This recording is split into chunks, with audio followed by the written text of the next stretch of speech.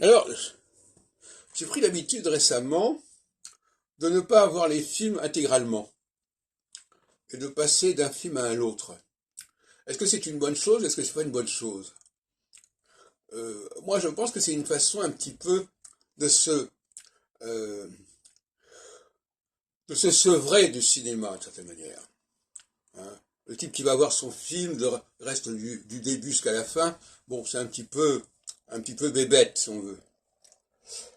Mais en même temps, psychologiquement, le fait de ne pas vouloir attendre la fin du film, c'est une forme de liberté qui est évidemment à double tranchant.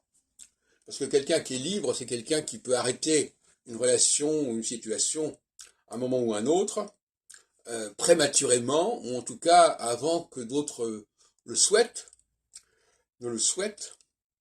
Et par conséquent, euh, je trouve que c'est un excellent exercice que de ne pas rester jusqu'à la fin. Pour une raison d'ailleurs que je dois expliquer de mon point de vue, je ne prends pas très au sérieux tout ce qui est littérature de fiction, que ce soit les romans, le théâtre, le cinéma. Pour moi, ça ne mérite pas une très grande attention.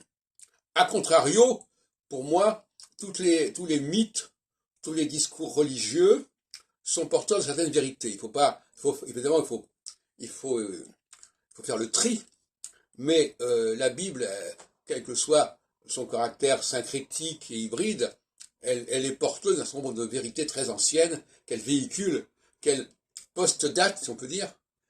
La notion de post-datation a été abordée hier dans le Café Philo. Post-daté, c'est-à-dire qu'on prend des documents anciens et puis on les actualise en les relançant pour des périodes beaucoup plus tardives. Et à des périodes censées avoir été... Bon, par exemple, l'histoire de la Nouvelle Alliance, c'est quelque chose qui a été post-daté. L'histoire de la Terre Promise, ça a été également post-daté.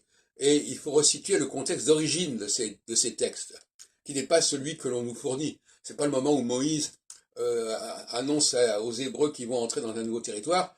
C'est pas non plus le moment où Jérémie parle d'une nouvelle alliance, etc. C'est des choses qui ont été élaborées beaucoup plus en amont. Et donc là, effectivement, autant pour la littérature, pour tout ce qui est fictif, ça me prend pas intérêt, je prends pas intérêt. Pour une raison très simple d'ailleurs, c'est que la chronologie est fictive déjà. Or moi, qui suis un adepte de la chronologie, la vraie chronologie, euh, quand quelqu'un raconte, invente une chronologie complètement bidon, moi, je suis pas.